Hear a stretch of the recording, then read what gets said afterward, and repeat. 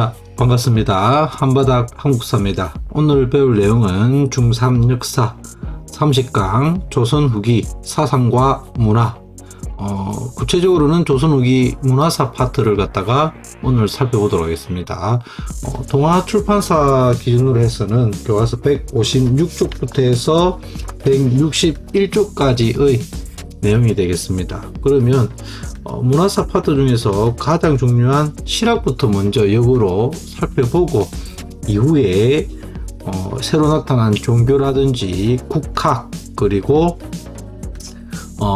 회화 이런 순으로 한번 살펴보도록 하겠습니다. 그래서 첫 번째 볼 내용은 실학에 대해서 한번 살펴보도록 하겠습니다. 실학은 왜 등장하였느냐?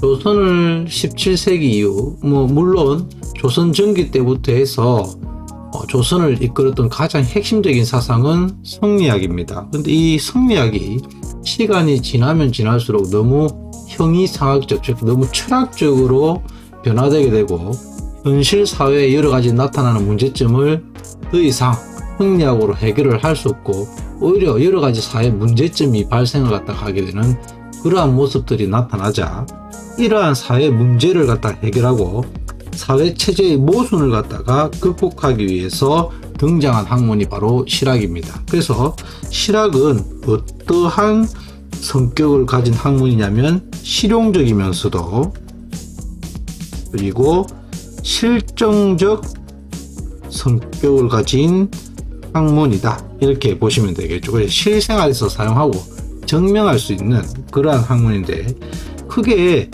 이러한 실학을 이용해서 이 실학자들이 여러 가지 사회 개혁을 이루려고 하죠. 그런데 사회 개혁의 방향에 따라서 크게 이 실학자들은 두 세력으로 나뉘어지게 되는데 하나가 중농학파가 되겠습니다. 하나가 중농학파가 있고 또 한 세력이 바로 중상학파라는 세력이 있습니다. 중상학파라는 세력이 있는데 중농학파는 사회의 여러 가지 문제점을 이 농업에 초점을 두는 겁니다. 이에 비해서 중상학파는 상공업을 통해서 사회를 개혁하자는 거죠. 그래서 이 중농학파는 농업의 진흥을 통해서 사회를 개혁하자는 쪽이고 중상학파는 상공업의 진흥을 통해서 사회를 개혁하자는 쪽입니다. 특히 중농학파는 농업을 갖다가 진흥시키기 위해서는 자영농, 스스로 자기의 땅을 가지고 농사를 지을 수 있는 자영농이 매우 중요한 이러한 세력이라고 살펴본 거죠. 그러기 위해서는 즉 어떠한 제도의 개혁이 필요하다 주장했냐면 바로 토지 제도 개혁이 가장 중요하다. 사회의 여러 가지 문제점을 해결하기 위해서는 지금은 특정 세력들이 많은 권력을 잡고 또 그러한 특정 세력들이 대토지를 소유하다 보니까 대부분의 농민들이 토지를 잃고 즉 그에 따른 자영농이 무너졌기 때문에 사회적 문제점이 나타나는 것이다. 이렇게 해서 이 중농학파들은 많은 자영농을 부활시켜야 되고 또한 자영농을 부활시키기 위해서는 토지 제도 개혁의 필요성을 주장했던 거죠. 이에 비해서 중상학파는 다른 말로 이 중상학파를 갖다가 뭐라고도 부르냐면 북학파라고도 부릅니다. 뭐라 부른다고? 북학파라고도 부릅니다. 지금 보시면 이 중상학파를 북학파라고 부르는데 북쪽의 학문을 연구하는 세력들이죠. 주로 청나라를 갖다가 의미합니다. 청나라를 보니까 상공업이 상당히 발전되어 있고 기술적으로 상당히 큰 변화가 일어나더라는 겁니다. 그거를 갖다가 어떻게 하자? 우리나라에 도입하자. 이러한 세력들이 되겠는데 이 세력들은 주로 상공업의 진흥과 함께 또한 기술의 혁신을 통해서 사회제도를 개혁하자는 겁니다. 그런데 특히 이 중농학파와 중상학파의 가장 큰 차이점은 뭐냐면 바로 대토지 소유에 있어서 이 중농학파는 대토지 소유를 인정하면 안 된다는 쪽입니다. 특정 사람들이 토지를 많이 가지게 되면 대다수의 농민이 몰락하게 되는 원인이 된다, 이렇게 판단했던 거죠. 이에 비해서 중상업화는 상공업의 진흥을 위해서는 큰 땅을 가지고 대량으로 물건을 만들거나 대량으로 상품을 만드는 혹은 상품 작물을 재배하는 이러한 것들이 필요하다 해서 이쪽에서는 토지 소유를 인정하자는 이러한 차이점이 있게 되는데, 그러면 구체적으로 중농학파부터 한번 봅시다. 중농학파 중에서 이런 중농학파를 토지제도 개혁을 주장했던 대표적인 분들은 세 분이 계십니다. 첫 번째로 유형원이라는 분이 계시죠. 유형원. 그리고 또 대표적인 사람이 이이라는 분이 있고, 또 대표적인 분이 정약용이라고 있습니다. 정약용이라고 있더라. 이에 비해서 중상학파의 대표적인 인물로는 유수원이 있고, 유수원. 다음에 홍대용, 그리고 박지원, 그리고 박재가가 대표적인 중상학파에 해당되는데, 유형원 같은 경우는 대표적인 책으로 반개수록이라는 책이 있습니다. 반개수록, 한 개가 아니라 반개입니다. 반개수록이라는 책이 있는데, 유형원이 여기서 주장했던 내용이 뭐냐? 토지제도 개혁을 위해서 균전론을 갖다가 주장합니다. 균전론. 이름에서도 나와 있다시피 균등이라는 말이 나오겠죠. 균전론의 핵심 내용을 적어보면, 그런데 이 균전론이란 것은 토지를 균등하게 분배한다는 거 알겠죠? 그런데 조건이 있습니다. 유형원의 균전론은, 즉 이거에 따라서 신분의 차등에 따른 토지의 균등 분배, 이게 핵심 내용입니다. 이게 무슨 소리냐?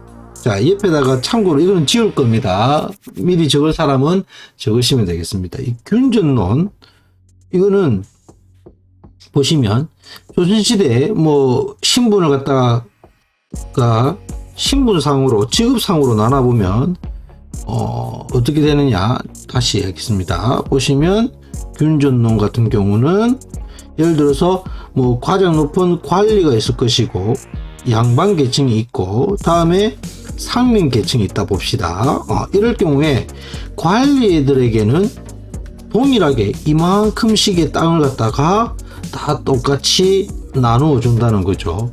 이에 비해서 양반들에게는 관리보다는 조금 작은 이만큼씩 똑같이 땅을 나누어 주고, 반대로 상민에게는 이만큼씩 땅을 똑같이 균등하게는 나누어주는데, 무엇의 차등에 따라서 지금 보다시피 신분의 차등에 따라서 토지를 갖다가 균등하게 분배한다, 이런 내용입니다. 그러니까 단순한 토지의 균등 분배는 아니고 신분제를 인정하는 하에서 토지의 균등 분배가 있더라, 이렇게 알아두시면 되겠습니다. 다음에 이 부분은 지우겠습니다. 참고로만 알아두시고, 다음 이익 같은 경우는 대표적으로 적은 책이 성호사설이라는 책이 있죠. 성호사설이라는 책인데, 이 성호는 자기의 호입니다. 호. 조금 밑으로 적겠습니다. 이게 좁아서. 여기 보시면, 자, 여기 보시면 이익이 있고, 이익이 적은 대표적인 성호사설이라는 책이 있는데, 여기에 보면 이분이 주장했던 게 대표적인 게 이제 그 한전론이라는 토지제도 개혁을 주장하죠. 한전론은 어떤 내용이냐면, 일단 한번 적어 보겠습니다.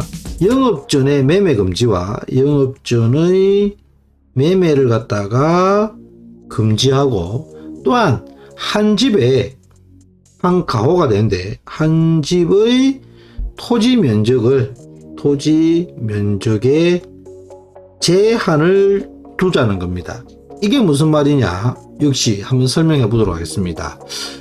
A라는 농부가 있고, 이 A라는 농부가 국가로부터 땅을 수여받게 됩니다. 유형원에 있어서는 가장 커다란 문제점이 매매를 할 수가 없어요. 사고 팔고가 안 된다는 겁니다. 땅을. 그러다 보니까 여러 가지 문제점이 발생해서 여기에 대해서 이게 이제 매매를 갖다 할 수 있게끔 하는 안전론을 갖다 제시를 하게 되는데, 국가가 모든 자영농이 농업 활동을 할 수 있게끔 기본적인 땅을 부여를 하는 것을 원칙으로 합니다. 그에 따라서 이 국가에서 땅을 갖다가 주게 되게 되는데, 그거를 갖다가 뭐라 부르냐면 영업전이라고 부르는 겁니다. 영업전. 이 영업전에 땅을 갖다가 줘서 이를 통해서 기본적인 생활을 해서 이후 이분이 A라는 농부가 열심히 일을 해서 재산을 늘려서 토지를 갖다가 늘려나갈 수 있다는 겁니다. 이렇게 계속해서 늘려나가는데, 하지만 일반적으로 30개월까지를 갖다 의미하는데, 이처럼 계속해서 땅을 갖다가 돈이 있다고 해서 더 이상 늘릴 수는 있다 없다? 없다. 왜? 미리 보시면 한 집의 토지 면적을 어떻게 한다? 제한을 하는 거죠. 토지를 갖다가 소유하게 되면 그에 따라서 다른 농부들이 땅을 갖다가 잃게 되는 그러한 모순점이 발생하니 한 집의 토지 면적에 제한을 두고, 또한 반대로 이 사람이 이후 이렇게 땅을 갖다가 잃었다 칩시다. 이렇게 땅을 갖다가 상실했어. 그런데 이 땅까지도, 예를 들어서 이 땅들은 다 팔아버렸다 칩시다. 이 땅들은. 그런데 이 사람은, 이 영업자는 할 수가 있다 없다? 할 수 없게끔 매매를 갖다가 금지시켜 놓아서 기본적인 농업 활동을 할 수 있게끔 하는 그러한 제도가 이 영업전의 매매금지, 즉 한전론에 해당되는 겁니다. 다음으로 마지막으로 정약용이라는 분이 있겠죠. 워낙 유명한 분이시고 똑똑한 분이시죠. 여러 가지 책을 만들고 대표적인 전공서적들을 만들고 있는데, 대표적인 책들이 경세유표라든지 목민심서라든지 이러한 책들을 갖다가 출판을 갖다가 하게 되는데, 정약용 같은 경우는 대표적으로 주장했던 것이 여존론을 갖다가 주장하죠. 여존론. 그리고 추후 다시금 정전론 혹은 정전제를 갖다가 발표를 하게 되는데, 일단 먼저 이 여존론이나 정전론이나 공통적인 내용은 무엇이냐? 바로 공동경작과 또한 노동력에 따른 수확물의 차등 분배가 핵심 내용이 되겠습니다. 그러면 일단 이것도 한번 옆에다가 그림을 그려보도록 하겠습니다. 이 여자는 마을 여자입니다. 마을 여자. 일반적으로 조선시대 때 마을이 보면 공통적으로 산이 이렇게 있고 그 앞에 집이 있죠. 집이 이렇게 있습니다. 집이 이렇게 있고 이 밭이 있고 그 앞에 강물이 흐르는 이러한 형태를 갖다 띄고 있죠. 그런데 여기에 있는 밭을 갖다가 어떻게 하느냐? 여기 있는 사람들이 모두 모여가지고 어떻게 하자? 공동으로 경작하자는 겁니다. 공동으로 경작을 하고, 여기에서 나오는 수확물은 여기에 각각의 집에서 나온 노동력에 따라서 몇 명이 나왔는가에 따라서 이거를 차등 분배하자, 이렇게 주장했던 게 바로 여전론입니다. 그러다가 다시금 이 정약용이 주장한 게 정전론인데, 정전론은 뭐냐면 여기서 정자는 우물정자입니다. 우물정자가 이렇게 있으면 땅을 갖다가 몇 등분 하자는 겁니까?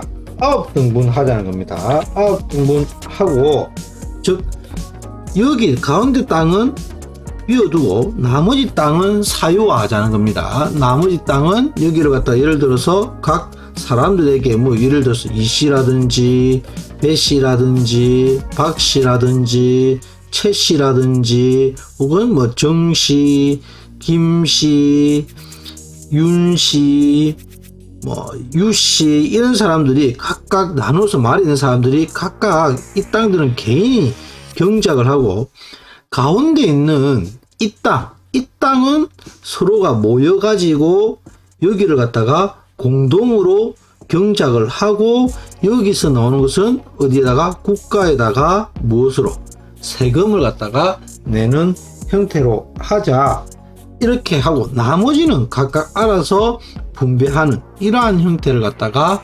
정전제 이렇게 했던 거죠. 그래서 이런 식의 토지제도 개혁을 주장했는데 핵심 내용은 어쨌든 공동경작과 노동력에 따른 차등 분배를 하자 이렇게 주장했던 분이 정약용 이렇게 되겠습니다. 그래서 한번 정리를 해보면 대표적으로 중농학파로는 누가 있더라? 바로 유형원이 있고 이익이 있고 정약용이 있는데 이러한 토지제도 개혁을 주장하였더라. 자, 다음에 이 부분은 이제 그림은 지우도록 하겠습니다. 지우고 다음에 보시면 중상학파가 되겠죠. 중상학파 같은 경우는 상공업의 진흥입니다. 그래서 유수원 같은 경우는 대표적인 책으로 우서라는 책을 적게 되는데 이분은 뭘 주장하냐? 상공업의 진흥을 위해서는 이걸 주장합니다. 직업적 평등을 주장하다. 직업적 평등. 왜 그러냐? 조선시대 때 직업이 그렇게 종류가 많지는 않겠죠. 대표적인 직업이 이렇게 됩니다. 사농, 공상. 이거는 선비 사자가 되겠죠. 관료나 양반 집단이 되겠고, 농민, 공은 물건 만드는 사람, 당연히 이렇게 되는데, 이 권력 혹은 지위를 보면, 사회적 지위를 보면 이렇다는 겁니다. 상인이 가장 하대를 받았다는 거죠. 이렇게 하대를 받아서는 상업활동에 종사하는 상인이 나타나지가 않겠다.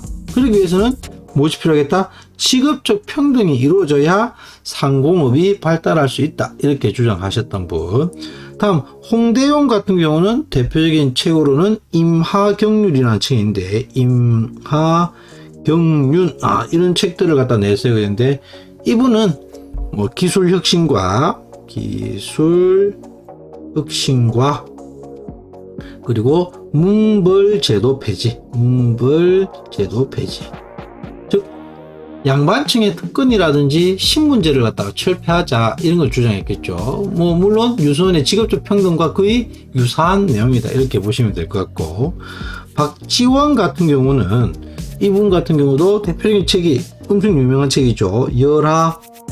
열하일기라든지 그리고 양반전 이런 책들을 갖다가 편찬하신 분이 되겠죠. 박자는 조금 밑에다 적겠습니다. 그래가지고 이 사람은 뭘 주장하느냐? 바로 상공업의 발전을 위해서는 수레 그리고 선박 그리고 화폐의 필요성에 대해서 주장하셨던 분이 바로 이 박지원 이렇게 되겠다. 다음으로 박제가 같은 경우는 대표적인 책으로는 북학이라는 책을 갖다가 저술하시죠. 북학이라는 책을 저술하게 되고, 이분은 상공업의 발전을 위해서는 무엇이 매우 중요하다? 소비가 있어야 된다. 그래서 이분 같은 경우는 소비의 근장을 주장하신 분이 박제가. 그래서 중상학파로는 정리를 해보면 누가 있더라? 바로 유수원, 홍대용, 박지원, 박제가가 있고, 지금 같은 직업적 평등 혹은 이런 것들을 통해서 개혁을 해야 된다. 그래야 상공업이 진흥될 수 있다. 이렇게 주장하셨던 분이 되겠습니다. 다음으로 두 번째 주제로 넘어가도록 하겠습니다. 시간이 조금 많이 지체된 것 같은데, 자, 그래도 계속해서 봅시다. 두 번째, 새로운 종교의 대두 두 번째 보도록 하겠습니다. 두 번째, 새로운 종교의 대두. 이때 나타난 대표적인 종교가 두 개가 있죠. 하나가 천주교가 있고 하나가 동학이 있는데, 일단 천주교부터 먼저 살펴보면 천주교가 우리나라에 들어온 것은 대략 17세기 때부터 들어오기 시작하는데, 처음에 들어올 때는 이걸 종교적인 것보다는 학문적 성격으로 들어오게 됩니다. 학문적 성격으로 들어와서, 그래서 이 천주교를 처음에는 뭐라 부르냐면 서학이라 불렀습니다. 서양을 연구하기 위해서 필요한 학문이다. 그래서 서학 이렇게 보다가 18세기부터 주로 남인 계열 유학자들로부터 점점 전국적으로 퍼져나가면서 이게 이제 어떠한 성격으로 바뀌기 시작하냐면 종교적 성격으로 퍼져나가게 되고, 이때부터 본격적으로 이제 우리가 천주교다 이렇게 명명하였던 거죠. 그런데 이 이후 엄청나게 세력이 확대되는데 정부에서는 대대적으로 이 천주교를 박해하게 됩니다. 그래서 이 박해하게 된 이유가 중요하니 조금 체크를 해 주시기 바랍니다. 왜 박해를 했느냐? 크게 두 가지 이유가 있다는 거죠. 하나는 이 천주교는 신을 어떤 신을 믿습니까? 하나님을 믿죠. 하나뿐인 님, 즉 유일신 사상입니다.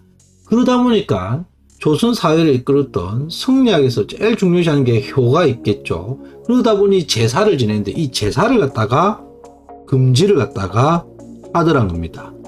이 성리학의 가장 커다란 예의로서 나타내는 것 중에 하나가 제사인데 이 성리학 질서를 갖다가 붕괴시킨다. 그래서 나라의 근간을 흔들 수도 있다. 그렇게 판단했던 거죠. 그래서 대대적인 박해를 하게 되고 또한 천주교에서 내세우는 것 중에 또 대표적인 게 하나가 바로 인간 평등 사상을 내세우죠. 그에 따라서 대대적인 박해를 받게 되더라.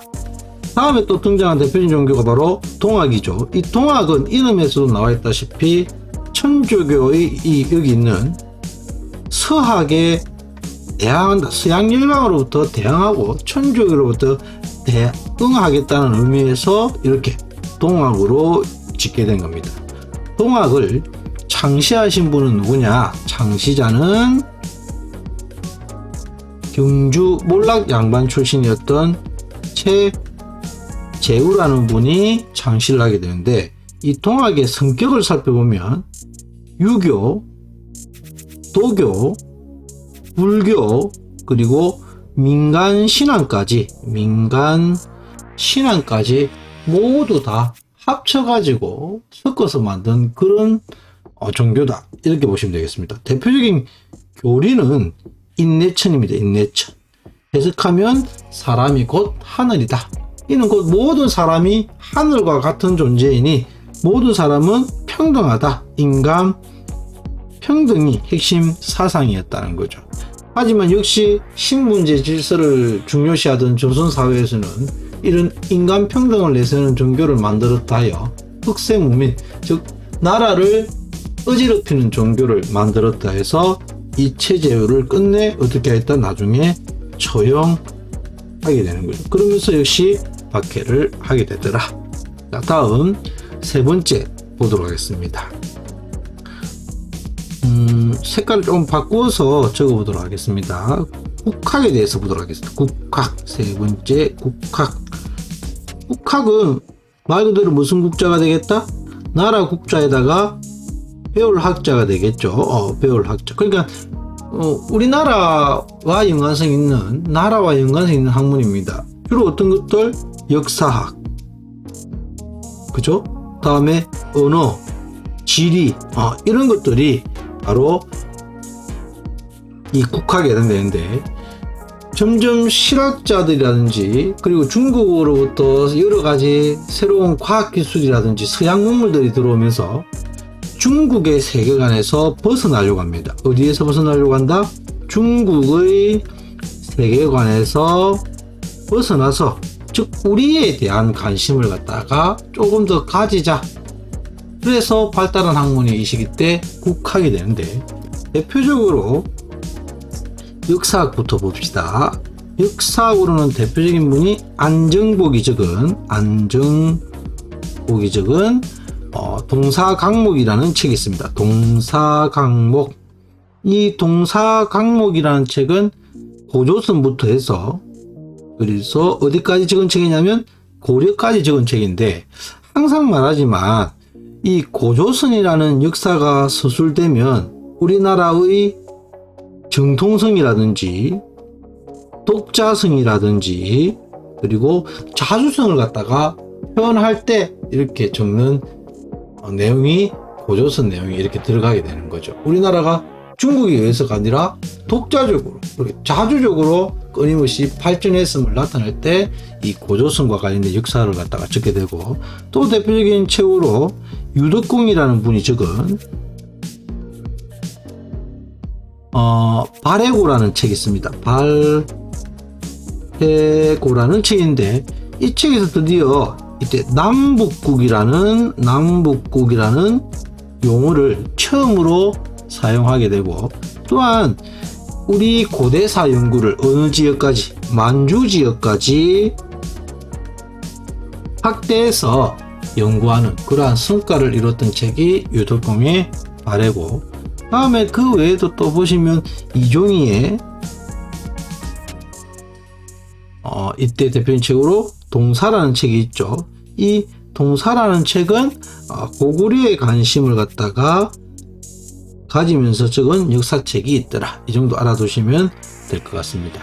다음 또 대표적으로 이때 지리서와 그리고 지도를 갖다가 한번 보면, 대표적인 지리서로는 이때 이중환의 택리지가 있습니다. 이중환의 택리지라는 책이 대표적이다. 이거는 오늘날로 치면은 여행 가이드북 같은 그런 책이 되겠죠. 그 지역의 유명한 먹거리, 그 외에도 그 지역 갈 수 있는 방법, 이런 것들을 안내하는 책자다, 이렇게 알아두시면 되고, 대표적인 이때 지도로는 김정호의 워낙 유명한 지도죠. 대동 여지도가 대표적인 지도가 되겠다. 다음 이 시기 때 회화를 봅시다. 회화, 그림이 되겠죠. 회화를 갖다가 보면 네 번째 대표적인 회화로는 크게 이때 진경산수화라는 것이 발전하게 돼요. 진경산수화. 진경은 뭐냐? 진짜로 볼 경자, 실제로 그것을 보고 그린 그림이를 말합니다. 그래서 이때 대표적으로 정선의 대표적인 그림으로는 인왕제색도가 있더라. 인왕제색도라는 그림이 있죠. 조선전기 때는 이상적인 세계, 대표적인 거로 꿈속에서 안견이죠. 목류, 도원도, 이런 것들은 조선 전기 때 이상적인 세계를 갖다가 그린 그림이 유행을 했다면, 조선 후기에는 실제로 그 지역을 보고 그림을 그리는 진경산수화가 크게 유행을 하였더라. 그 외에도 또한 풍속화도 그게 발전하게 되는데, 대표적인 풍속화를 그렸던 분으로 김홍도라든지 유명하시죠. 김홍도가 있고 신윤복이 있죠. 그래서 둘의 그림 모습은 완전히 다르죠. 김홍도는 주로 농촌을 중심으로 해서 서민들의 생활을 주로 그림으로 나타냈다면, 신윤복 같은 경우는 주로 도시에서 부녀자의 애정들, 부녀자의 애정 행각들, 남자와 이제 애정이라든지 부녀자의 이러한 사랑과 관련된 그런 그림들을 많이 그렸던 분이 신윤복, 이렇게 되겠습니다. 다음으로 또한 마지막으로 다섯 번째 뭘 볼 거냐, 서민 문화가 또 이 시기 때는 크게 발전을 하더라. 서민 문화가 발달을 하더란 겁니다. 물론 조선 후기 때 전반적으로 어려운 점도 있었죠. 정치적으로는. 하지만 또한 상업이라든지 저번 시간에 우리가 경제 파트에서 봤다시피, 또한 서민들 중에서 부를 갖다가 쌓는 그러한 서민들이 등장을 갖다가 하게 되고, 그에 따라서 서민들의 경제적 그리고 사회적 지위가 높아지더란 겁니다. 그에 따라서 서민들 문화, 대표적으로 어떤 것들, 판소리라든지 그리고 탈춤이라든지, 그리고 그 외에도 특히 한글 소설이라든지, 그리고 형식에 얽매이지 않는 사설 시조라든지, 이런 것들이 또한 발전을 하더라. 이 모든 것들이 다 언제 때 문화의 특징들이 되겠다? 조선 후기 문화의 특징들이 되는데, 특히 이 중에서 실학은 워낙 중요하니까 꼭 좀 잘 알아두시기 바랍니다. 오늘은 여기서 마치도록 하겠습니다. 다들 수고하셨습니다.